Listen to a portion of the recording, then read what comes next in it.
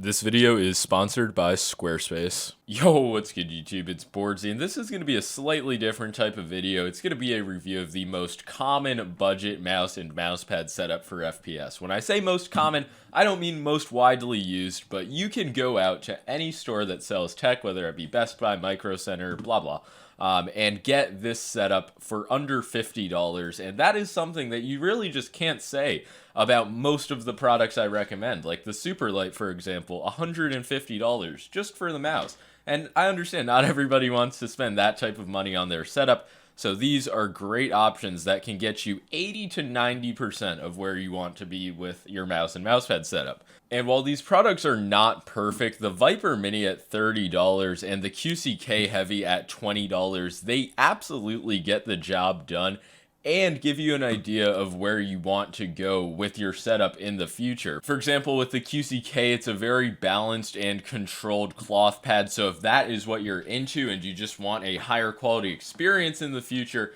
you could get an Artisan Zero. If you want something much faster and more textured, you could look into a Hien clone or really any hybrid pad. But with the Viper Mini, if you find yourself liking the shape and the experience, you should just pray to God that Razer makes a Viper Mini wireless. All jokes aside, the Viper Mini is a good starting point mouse as well, because compared to what most big companies have out, the shape is very small and narrow, and it's very lightweight as well. So you'll be able to find out if you want a larger mouse or if you want to get a small mouse with a different shape. Or maybe you are just satisfied with the Viper Mini. You say to yourself, $30, 61 grams, small shape that works well for claw and fingertip, decent stock cable, solid buttons all around, great optical switch implementation, PTFE skates.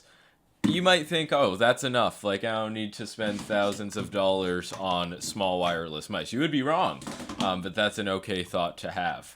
But the point is that this setup is mad economical and easy access. It's not for people who are already enthusiasts and have the best of the best products.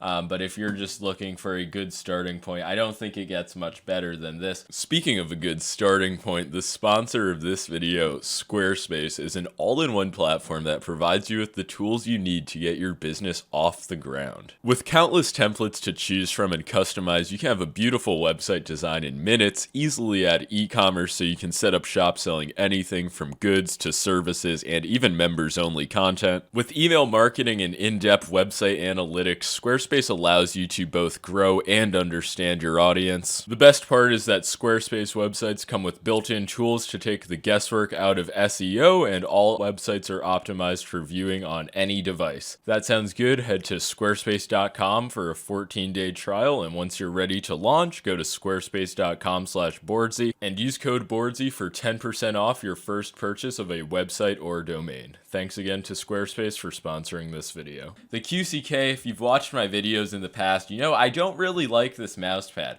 And after my recent tier list, I decided to pick one up, a fresh one at the local Micro Center. It was on sale for $20, so yeah, I picked it up, and it refuses to lie flat. It's not the highest quality mousepad out there. In terms of the surface, like I said before, it's a balanced cloth pad, definitely errs on the control side with the stock Razer skates, but it hasn't really been bad at all, which is an improvement to the old QCK that I used to use, but I have not put months of use on it, which obviously will wear the pad down. One issue is humidity, or really any moisture. If you play for a long session and maybe even just wrist or hand moisture gets on the pad, it will slow it down and give a sticky feeling, along with high temperature and high humidity causing the pad's glide to slow down. Obviously, some people will be affected by this more than others, but the QCK is not a perfect mousepad with infinite durability by any means. That's where the Artisan Zero recommendation comes in. But ultimately, this is an absolutely fine mousing surface. I was able to perform perfectly fine in game with it, even when compared to a setup that costs literally 10 times the price with the Artisan Hien and the Final Mouse Starlight 12.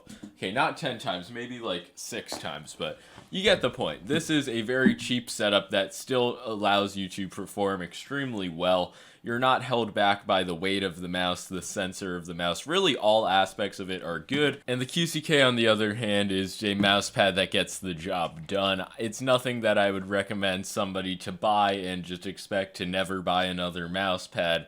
But if you're just going to the store, want to get a mouse and mouse pad setup, the QCK will suffice. And I could explain more nitpicks about the QCK, but at the $50 price point for the entire setup, you can't really think premium, you gotta think passable. And this setup is more than passable for FPS gaming. There are potential problems with it, but in general, this setup is safe and cheap across the board, regardless of what game you play, regardless of where you live, not regardless of your hand size. If you have a large hand and palm grip, the Viper Mini probably won't be for you, and if you want a decent mouse, you're going to have to spend a bit more, I would say, than the 30 doubloon price point.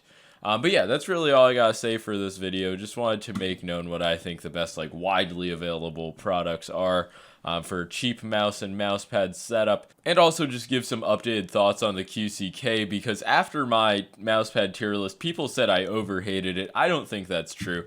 I've always said that it's an average mouse pad, and after trying it again, still think it's an average mouse pad.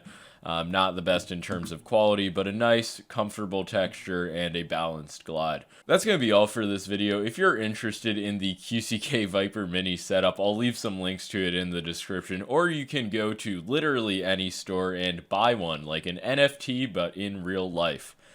So yeah, that's going to be all. Like and sub if you enjoyed. Peace.